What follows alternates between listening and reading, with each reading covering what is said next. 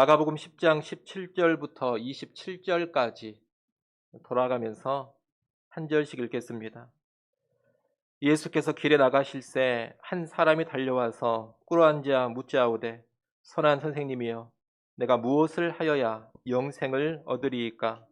예수께서 이르시되 내가 어찌하여 나를 선하다 일컫느냐 하나님 한 분 외에는 선한 이가 없느니라. 내가 계명을 안 하니 살인하지 말라, 간음하지 말라, 도둑질하지 말라, 거짓 증언하지 말라, 속여 빼앗지 말라, 내 부모를 공경하라 하였느니라. 그가 여짜오되 선생님이여 이것은 내가 어려서부터 다 지켰나이다. 예수께서 그를 보시고 사랑하사 이르시되 내게 아직도 한 가지 부족한 것이 있으니 가서 내게 있는 것을 다 팔아 가난한 자들에게 주라. 그리하면 하늘에서 보화가 내게 있으리라. 그리고 와서 나를 따르라 하시니 그 사람은 재물이 많은 고로 이 말씀으로 인하여 슬픈 기색을 띠고 근심하며 가니라.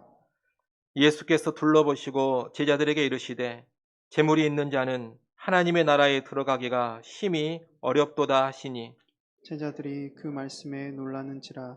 예수께서 다시 대답하여 이르시되 얘들아 하나님의 나라에 들어가기가 얼마나 어려운지. 낙타가 바늘귀로 나가는 것이 부자가 하나님의 나라에 들어가는 것보다 쉬우니라 하시니 제자들이 매우 놀라 서로 말하되 그런즉 누가 구원을 얻을 수 있는가 하니. 같이 봅니다. 예수께서 그들을 보시며 이르시되 사람으로는 할 수 없으되 하나님으로는 그렇지 아니하니 하나님으로서는 다 하실 수 있느니라. 아멘. 우리 기독교는 역설의 종교입니다. 높아지면 낮아지고 낮아지면 높아집니다. 살려고 하면 죽게 되고 죽으면 삽니다. 이런 역설이 가득한 것이 기독교요, 하나님의 나라요, 복음의 진리입니다. 오늘 본문에도 그런 역설이 하나 나오고 있습니다. 오늘 본문에 보면 한 사람이 예수님께 나옵니다. 17절을 보십시오. 예수께서 길에 나가실새 한 사람이 달려와서 꿇어앉아 묻자오되 선한 선생님이여 내가 무엇을 하여야 영생을 얻으리이까? 여기서 길에 나가실새라는 표현은 예루살렘으로 예수님이 올라가시는 여정을 의미하는 겁니다. 예루살렘으로 가시는 도중에 한 사람이 예수님께 나왔습니다. 27절에서는 그냥 한 사람이라고만 되어 있는데 본문 22절에 보면 재물이 많다고 합니다. 이 사람은 부자였던 겁니다. 그런데 이 부자가 예수님께 와서 무릎을 꿇었습니다. 그리고 선한 선생님이여 내가 무엇을 하여야 영생을 얻을 수 있습니까? 이렇게 물은 겁니다. 이 영생이라는 것은 구원 또는 하나님 나라와 같은 의미를 가지고 있는 말입니다. 이 부자는 영생을 얻고 싶었습니다. 달리 말하면 구원을 얻고 싶었고 하나님 나라 천국에 들어가고 싶었습니다. 그래서 내가 무엇을 하여야 영생을 얻을 수 있습니까? 이런 질문을 예수님께 던진 겁니다. 이 예수님은 대답을 하시기 전에 앞서서 네가 어찌하여 나를 선하다 일컫느냐? 하나님 한 분 외에는 선한 이가 없느니라 이 말씀을 하십니다. 우리가 이 말씀을 오해하면 안 됩니다. 이 말씀은 예수님은 선하지 않다 이런 뜻이 아닙니다. 이 말씀은 지금 이 부자가 가지고 있는 사람에 대한 잘못된 생각을 교정시켜 주시기 위해 하시는 말씀입니다. 이 부자는 사람은 선하다 이런 생각을 가지고 있습니다. 그래서 예수님께 나와서도 랍비로 여기고 있는 예수님을 가리켜 선한 선생님이여 이렇게 부르고 있는 겁니다. 예수님은 그런 생각이 잘못되었음을 짚어주고 계시는 겁니다. 사람은 선하지 않다. 선한 존재는 오직 하나님 한 분뿐이시다 이 말을 하신 겁니다. 그리고 이어서 예수님은 네가 계명을 안 하니 그 계명들을 지켜라 이렇게 말씀합니다. 19절에 보면 예수님이 언급하신 계명들이 나옵니다. 살인하지 말라, 간음하지 말라, 도둑질하지 말라 이러한 계명입니다. 10계명의 5계명부터 10계명까지를 예수님이 언급하십니다. 이렇게 계명을 지켜라 예수님이 말씀하시니까 이 부자가 뭐라고 답을 하느냐? 20절을 보십시오. 20절에 보면 이 부자는 이 계명들은 내가 어려서부터 다 지켰나이다. 이렇게 답합니다.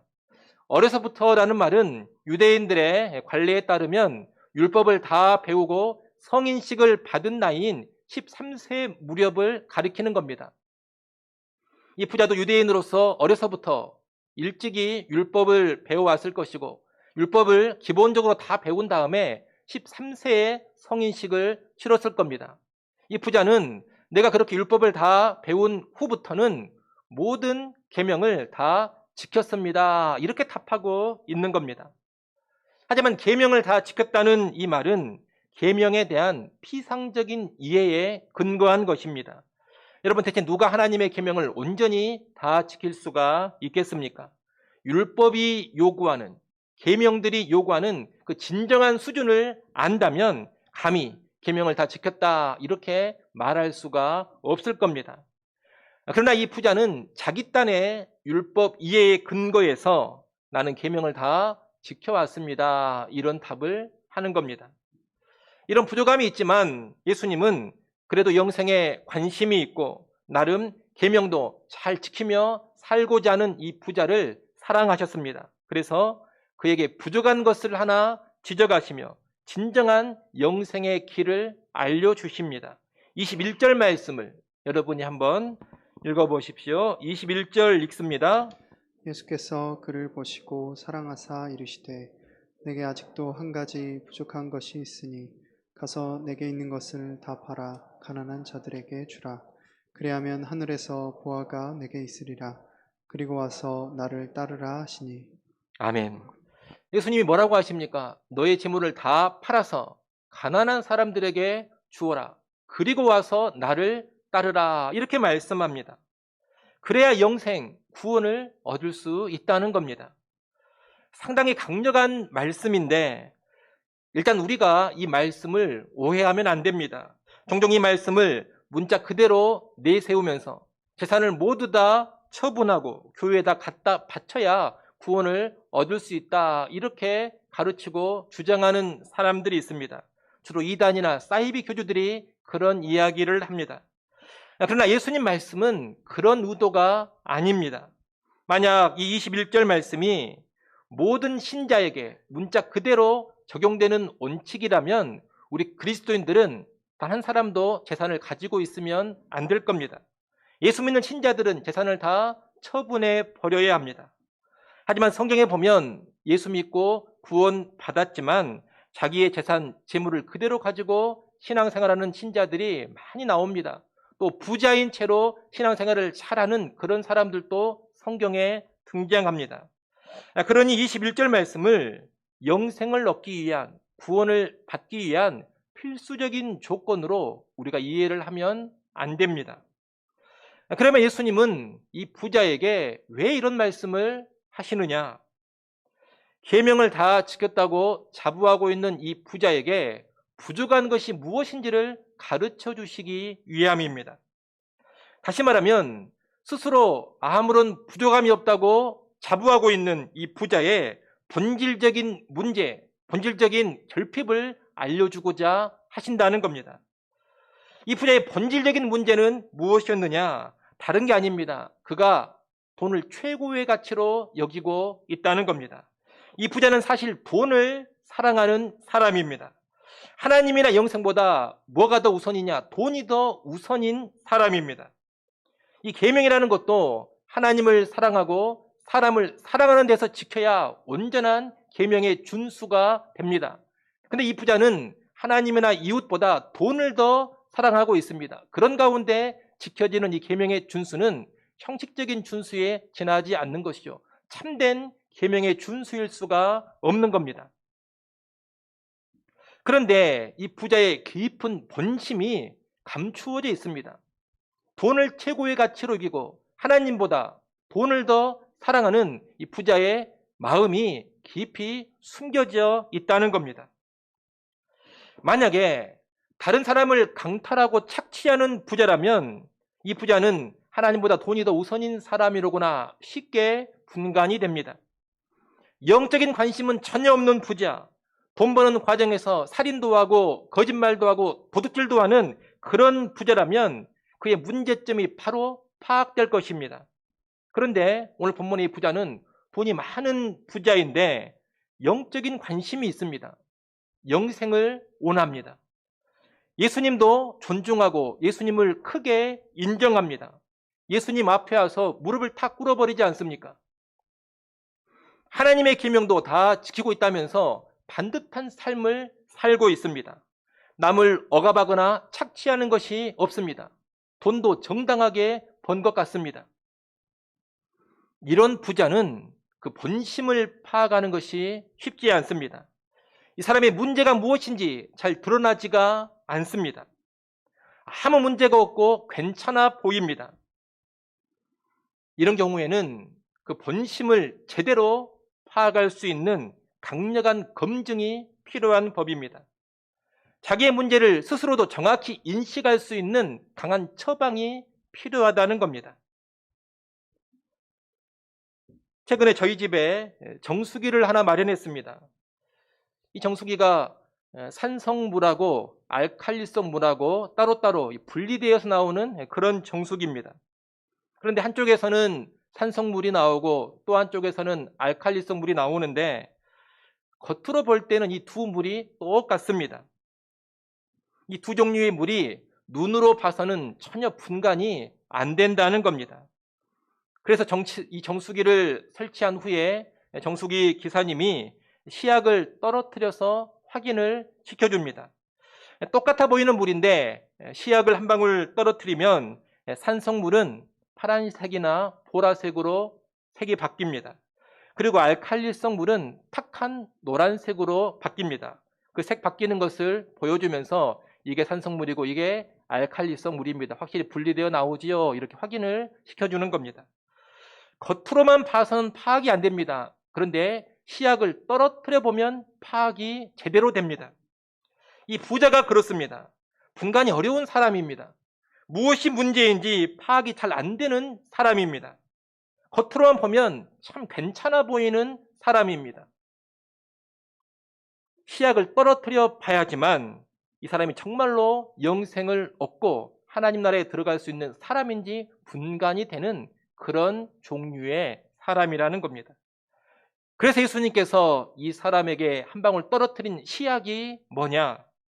다른 게 아닙니다. 우리가 봤던 것처럼 너에게 있는 재물을 다 팔아서 가난한 사람들에게 주고 그 뒤에 와서 나를 따르라는 겁니다.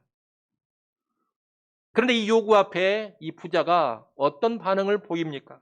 22절 말씀 보십시오. 그 사람은 재물이 많은 고로 이 말씀으로 인하여 슬픈 기색을 띠고 근심하며 가니라. 그는 슬픈 기색을 띠고 근심하며 돌아갑니다. 예수님이 직접 제시해 주신 영생을 확실히 얻을 수 있는 그 방법을 거부해 버리고 돌아선 겁니다. 바로 여기에서 이 부자의 문제점이 드러납니다. 그는 영생을 싫어하지 않습니다. 영생을 원합니다. 예수님에 대해서 적대적이지도 않습니다. 예수님을 존중하는 사람입니다. 악랄하거나 나쁜 사람도 아닙니다. 계명을 다 지켰다고 자부할 정도로 나름 반듯하게 살아왔던 사람입니다. 하지만 그럼에도 불구하고 그는 영생보다는 돈을 더 좋아합니다. 하나님 나라보다 재물을 더 소중히 여깁니다. 하나님보다 돈을 더 사랑합니다. 한마디로 그가 섬기는 진정한 대상은 무엇이냐? 돈입니다. 재물입니다. 돈이 그의 우상이었던 겁니다. 여러분, 우상 숭배자가 어떻게 하나님 나라에 들어갈 수가 있겠습니까? 하나님 나라에 들어가려면 이 우상을 버려야 합니다. 그런데 이 부자는 돈이라는 자기의 우상을 버리지 못하고 하나님 나라로부터 멀어져 간 겁니다. 달리 말하면 이 부자에게 부족한 것, 결핍된 것이 무엇이냐? 버리고자 하는 마음입니다. 그는 영생을 얻고자 했습니다. 하나님 나라를 원했습니다. 계명을 잘 준수하려는 마음도 가지고 있습니다. 예수님도 존경한다 했습니다. 이 정도면 다 있는 것 같습니다. 다 가지고 있는 것 같습니다. 그런데 치명적인 부족함, 치명적인 결핍이 하나 있는 겁니다. 그게 뭐냐? 자기 재물을 버릴 마음은 전혀 없다는 겁니다. 이 부자는 그 많은 재물을 그대로 가지고 있으면서 거기에 영생도 하나 더 얹고 싶어 했습니다. 재물을 그대로 가지고 있는 채 하나님 나라도 그 위에 같이 소유하고 싶었습니다.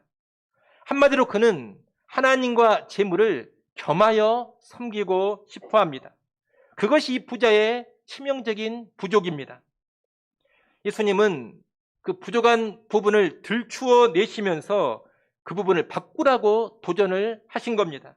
하지만 이 부자는 그 도전 앞에 제대로 반응을 하지 못하고 영생을 포기하고 돌아선 겁니다. 여러분, 이 하나님의 나라는 얼렁뚱땅 들어가는 나라가 결코 아닙니다. 하나님의 나라는 내 모든 것을 다 버리고 하나님만 의지하겠노라, 내 모든 것을 다 버리고 예수만을 따르겠노라, 이런 결단이 있어야 들어갈 수 있는 나라입니다.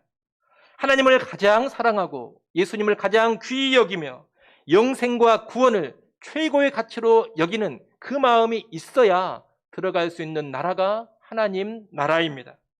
주께서 원하신다면 내 모든 것을 언제라도 버릴 수 있다는 그런 결단을 내린 사람, 그 사람이 영생을 얻고 하나님 나라에 들어갑니다.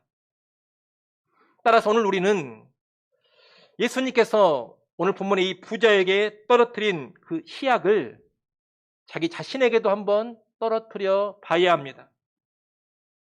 우리는 다 교회를 다니고 있고 입술로는 예수 믿는다는 신앙을 고백하고 있습니다.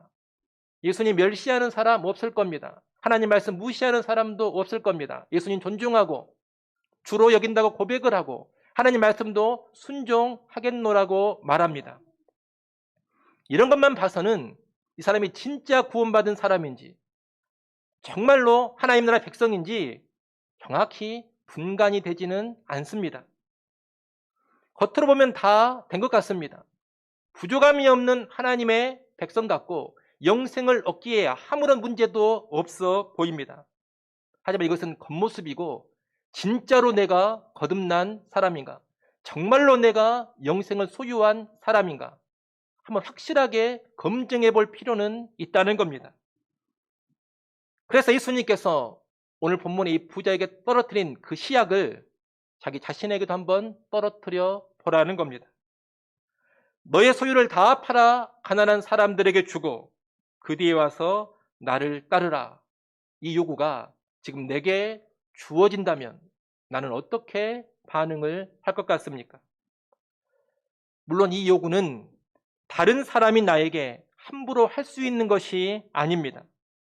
예수 그리스도의 직접적인 대행자였던 초대교회 사도들도 성도들에게 이런 요구를 직접 하지 않았습니다. 다만 성령의 직접적인 감동이 주어졌을 때 성도들이 알아서 했을 뿐입니다. 그러니 오늘날 어떤 목사나 사역자가 함부로 누군가한테 가서 재산을 다 바쳐라, 가진 것을 다 내놓아라, 그런 말을 하면 안 됩니다. 혹시 그런 사람이 있다면 여러분 조심하셔야 됩니다. 피해야 될 사람입니다. 사도들도 안 하는 일을 하고 있는 자이기 때문입니다. 그러나 여러분 스스로에게 그런 질문을 한번 던져보라는 겁니다. 만약 주께서 나에게 재산을 다 처분하고 그 뒤에 와서 나를 따르라, 이 요구를 하신다면 나는 과연 어떻게 반응을 할 것인가? 이 요구 앞에 예수님, 주께서 원하신다면 기꺼이 그렇게 하겠습니다. 또는 주님 참 마음이 어렵기는 하지만 힘들기는 하지만 그래도 주님이 명하시니 제가 그렇게 하겠습니다. 이런 반응을 보일 것 같습니까? 아니면 미쳤습니까? 그럴 거면 예수 안 믿겠습니다. 구원 안 받아도 상관없습니다. 어떻게 내 재산을 다 팔고 살라는 겁니까? 이런 반응을 보일 것 같습니까? 만약 후자라면 구원받은 사람, 거듭난 사람이라고 보기 힘들다는 겁니다.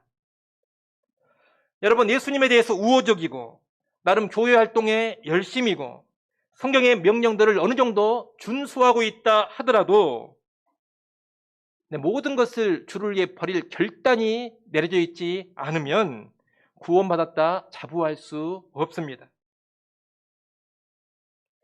방금 말씀드린 이런 모습이 다 있다 하더라도 한 가지 치명적인 부족함을 가지고 있기 때문입니다. 네, 모든 것을 버릴 수 있는 결단, 이게 없습니다. 버리고자 하는 마음이 없습니다. 그런 치명적인 결핍을 가지고서는 여러분 절대로 영생 얻지 못합니다. 정말로 구원을 받으려면 하나님 나라를 위해서 모든 것을 버릴 수 있는 결단을 내려야 합니다. 그 결단을 내린 사람이 하나님 나라에 들어갈 수 있는 겁니다. 제가 아는 한 선배는 대기업의 수석 연구원이었습니다. 그런데 그 선배는 항상 회사 책상 서랍 안에 사표를 넣어두고 직장 생활을 했습니다. 왜 사표를 늘 넣어두고 직장 생활을 했느냐? 혹시 하나님께서 너 회사 그만두고 선교사로 나가라. 너 회사 그만두고 풀타임 사역자로 사역을 하거라. 너 회사 그만두고 다른 곳으로 옮겨라. 혹시라도 언제 이런 말씀을 하실지 모르니 항상 사표를 미리 준비해서 서랍에 뒀다는 겁니다. 주께서 말씀만 하시면 즉각적으로 순종하기 위해서 고민하지 않으려고 아예 사표를 미리 써가지고 넣어둔 겁니다. 여러분, 주님이 원하신다면 내가 가진 모든 것을 언제든지 버릴 준비가 되어 있는 사람, 그런 결단을 내린 사람, 이 사람이 영생을 얻은 사람이요, 하나님 나라에 정말 들어간 사람이다, 이렇게 말할 수가 있는 겁니다. 그런데 예수님을 찾아온 이 부자는 그런 결단이 없었습니다. 예수님께서 그의 부족한 부분을 지적하시며 도전하셨지만 그는 재물을 버리지 못했습니다. 영생을 포기하고 대신 재물을 택한 채 돌아갔습니다. 이 부자가 돌아간 후에 예수님은 제자들에게 24절, 25절의 말씀을 하십니다. 여러분, 24절, 25절 말씀 한번 읽어보십시오. 제자들이 그 말씀에 놀라는지라. 예수께서 다시 대답하여 이르시되 얘들아, 하나님의 나라에 들어가기가 얼마나 어려운지 낙타가 바늘기로 나가는 것이 부자가 하나님의 나라에 들어가는 것보다 쉬우니라 하시니. 아멘.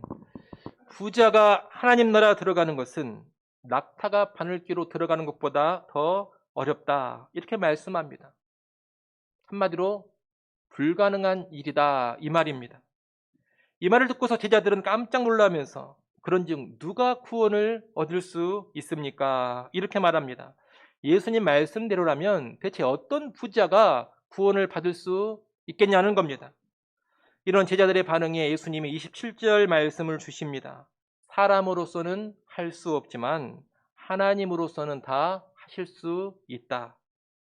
하나님의 은혜가 임한다면 부자가 하나님 나라 들어가는 것이 가능하다는 겁니다. 우리는 예수님과 제자들의 대화를 통해서 일단 많이 가지고 있는 사람들은 하나님 나라에 들어가기가 힘들다는 것을 알게 됩니다. 하나님 나라는 누가 들어갈 수 있다 했습니까? 자기 모든 것을 버릴 수 있는, 하나님 나라를 위해서라면 모든 것을 걸 수 있는 그런 결단을 내린 사람이 들어갈 수 있다 했습니다. 그런데 모든 것을 버리는 결단은 가진 것이 별로 없는 사람들이 오히려 쉽습니다. 내 전 재산이 3천만 원이다 그러면 그깟 3천만 원 다 버려버리고 예수님 따라야지, 영생을 얻어야지, 이렇게 마음 먹기가 쉽다는 겁니다. 그런데 내 재산이 300억이다 그러면 이야기가 확 달라집니다. 300억으로 얻고 누릴 수 있는 것이 얼마나 많습니까? 아마 300억 정도 있으면 거의 최상위층의 삶을 살 수가 있을 겁니다. 그런데 영생을 위해 그 300억을 다 버려라 그러면 그 사람이 얼마나 힘들겠습니까? 버리기가 얼마나 어렵겠습니까? 300억 그대로 가지고 있는 채 교회활동 좀 열심히 해라. 그러면 좀 쉽습니다. 할만합니다. 300억 그대로 가지고 있는 채 예수 믿는다고 입술로 고백만 한번 해라. 그러면 영생을 얻는다. 그러면 얼마나 쉽습니까? 그런 신앙 고백 많이 할 겁니다. 그런데 300억을 다 버릴 결단을 하고 예수를 믿어라. 300억을 다 버릴 결단을 하고 예수를 따라라. 그래야 영생을 얻는다. 이렇게 요구가 되면 얼마나 마음이 어렵고 그렇게 하기가 힘들겠습니까? 여러분, 많이 가진 사람은 버리는 것이 결코 쉽지 않습니다. 돈만 그런 것이 아닙니다. 명예, 지식, 권력, 지위 다 마찬가지입니다. 많이 가지고 있으면 많이 가지고 있을수록 버리기가 힘들어집니다. 그걸 다 버리고 예수 따르는 게 쉽지 않습니다. 많이 가진 사람일수록 영생과 하나님 나라를 최고의 가치로 여기는 것이 쉽지 않다는 겁니다. 많이 가지면 그만큼 누리는 것이 많습니다. 돈이 많은 사람이 돈의 힘을 제대로 압니다. 사람들이 돈이 좋다 좋다 그러지만 사실 진짜로 큰 돈 가져본 사람이 돈 좋은지를 정말로 잘 압니다. 진짜 돈 많이 가져본 사람이 돈의 힘이 얼마나 대단한지를 절실히 체험합니다. 권력을 가진 사람이 그 권력의 힘과 단맛을 제대로 아는 법입니다. 옛말에 권력자들을 가리켜서 나는 새도 떨어뜨린다 그런 말을 하곤 했습니다. 나는 새도 떨어뜨려 버리는 것 거의 신적인 권력입니다. 권력이 있으면 실제 그런 수준의 힘을 누리는 겁니다. 그러니 그 권력을 버리고 싶겠습니까? 권력 누리는 삶, 많은 돈을 가지고 살아가는 그 삶이 그 자체로 천국과도 같은데 그것을 버리고 싶겠습니까? 이것은 불가능한 일입니다. 여러분, 큰 부를 가진 사람, 큰 권력을 가진 사람, 어마어마한 인기를 누리는 사람, 수많은 지식을 가지고 있는 사람, 그런 사람들은 그런 것을 다 버리고 다 내려놓고 하나님 나라 택하기가 결코 쉽지 않습니다. 많이 가지고 있는 그것이 오히려 큰 걸림돌이 되어버리는 겁니다. 그래서 오히려 가진 것이 없고 별 볼 일 없는 사람들이 구원받기 쉽습니다. 우리가 지난 시간에 봤던 말씀에 어린아이 이야기를 했습니다. 15절 말씀 보십시오. 15절 말씀에 보면 이 하나님 나라를 어린아이와 같이 받드는 자가 하나님 나라 들어간다 그러지 않습니까? 이 어린아이 가진 것 없는 자입니다. 능력이 없습니다. 가진 것도 없고 능력이 없어서 전적으로 하나님만을 의지하는 그런 존재가 어린아이와 같은 사람이라 전 시간에 말씀을 드렸습니다. 가진 게 없으니 하나님을 더 전적으로 의지합니다. 가진 게 없으니 모든 것을 쉽게 걸고 하나님께 자신을 드립니다. 그런 사람이 하나님 나라에 들어가는 겁니다. 많은 것을 가지고 있는 부자는 어린아이와 대조적인 사람인데 오히려 하나님 나라 못 들어갑니다. 그렇게 봤을 때 가진 것 없다고 해서 불행한 것도 아니고 비참한 것도 아닙니다. 역설이 있습니다. 가진 것 없는 것이 오히려 하나님 앞에서는 전화위복이 될 수 있고 복이 될 수도 있는 겁니다. 누가복음 6장 20절에 보면 가난한 자는 복이 있나니 하나님의 나라가 너희 것임이라 그렇게 말씀합니다. 부자가 아닌 가난한 사람이 하나님 나라를 얻고 누리는 그 복을 누린다는 겁니다. 야고보서 2장 5절에서는 하나님이 세상에서 가난한 자를 택하사 믿음에 부요하게 하시고 또 자기를 사랑하는 자들에게 약속하신 하나님 나라를 상속으로 받게 하셨다고 합니다. 가난한 사람들이 오히려 믿음을 크게 갖고 하나님을 전적으로 의지하며 하나님 나라를 소유하게 된다는 겁니다. 물론 가난하다고 가진 것 없다고 저절로 구원받는 것은 아닙니다. 그들 역시 다 버릴 결단을 하고 예수를 믿고 예수를 따라야 합니다. 그래야 구원받습니다. 가난한 사람이나 부자나 공이 가지고 있는 모든 것을 다 버릴 그런 태세를 갖추고 주를 믿고 따라야 구원받는다는 겁니다. 다만 이것이 가난한 사람보다는 많이 가진 자들, 부자들이 훨씬 더 힘들다는 겁니다. 그러나 하나님의 은혜가 임하면 그 힘든 부자들도 자기 가진 모든 것을 버릴 수 있게 됩니다.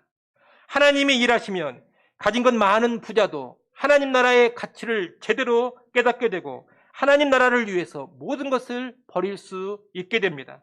하나님이 은혜를 주신다면 자기의 재물을 기꺼이 버리고 예수를 믿을 수 있게 됩니다. 그래서 실제로 교회 역사를 보면 큰 부자였음에도 불구하고 모든 것을 내려놓고 주께 자신을 드렸던 많은 사람들이 있습니다. 그들 스스로가 대단해서 그런 게 아닙니다. 하나님이 그들 안에 일해 주셨기 때문에 그 일이 가능했던 겁니다. 여러분, 인간은 선하지 않습니다. 선하지 않은 인간이 자기 스스로 하나님을 위해 모든 것을 다 버릴 수 없습니다. 선하지 않은 인간이 스스로 돈을 버리고 하나님 택하지 못합니다. 선하지 않은 인간이 스스로 돈보다 하나님을 더 사랑하지 못합니다. 스스로 돈보다 하나님을 더 의지하지도 못합니다. 선하지 않은 인간, 타락한 인간은 가만히 놔두면 끝까지 하나님이 아닌 돈을 택합니다. 부자는 더욱더 그러합니다. 그러나 하나님의 은혜가 임하면 심령의 변화가 일어나게 되고 돈보다 하나님을 더 사랑하고 돈보다 하나님을 더 의지하게 되는 겁니다. 돈을 버리고 하나님 나라를 택하게 되는 겁니다. 오늘 우리의 구원도 마찬가지입니다. 여기 있는 우리가 대단한 부자는 아닐지라도 우리에게는 나름 구원에 이르지 못하게 하는 강력한 방해거리들이 있습니다. 내 모든 것을 버리고 하나님 나라를 택하는데 방해되는 것들이 많습니다. 우리 입만으로는 그것들을 제거하고 구원에 이를 수 없습니다. 그러나 하나님께서 일해 주시면 그것들이 다 제거되어지고 구원에 이르게 되는 겁니다. 하나님이 은혜를 주시면 모든 것을 다 버리고 예수님을 따르고자 하는 그런 결단을 내리게 되는 겁니다. 오늘 여러분은 어떻습니까? 여러분은 영생과 하나님의 나라가 최고의 가치임을 알고 계십니까? 밭에 감추인 보화의 비유처럼 이 하나님의 나라가 감추인 보화와도 같아서 내 모든 것을 다 팔아서라도 반드시 획득해야 하는 것으로 확신을 하고 있습니까? 하나님 나라를 위해서라면 내 모든 것을 다 버릴 수 있는 그런 마음의 자세가 되어 있습니까? 돈보다 하나님을 더 사랑하고 재물보다 예수를 더 귀하게 여기십니까? 모든 우상들을 다 파쇄시켜버리고 모든 우상들을 다 버리고 예수 따를 그런 결단을 내렸습니까? 그렇다면 하나님께서 내 안에서 일해 주신 겁니다. 하나님의 놀라운 은혜가 내게 임한 겁니다. 내가 다른 사람보다 더 선해서 그런 결단을 한 게 아닙니다. 나는 선하지 않습니다. 내 안에 선한 것이 없습니다. 스스로 그런 선한 결단 내리지 못합니다. 선하신 하나님께서 내 안에서 일해 주시고 선하신 하나님께서 은혜를 주셔서 내가 그렇게 결단하고 예수 믿고 따르는 겁니다.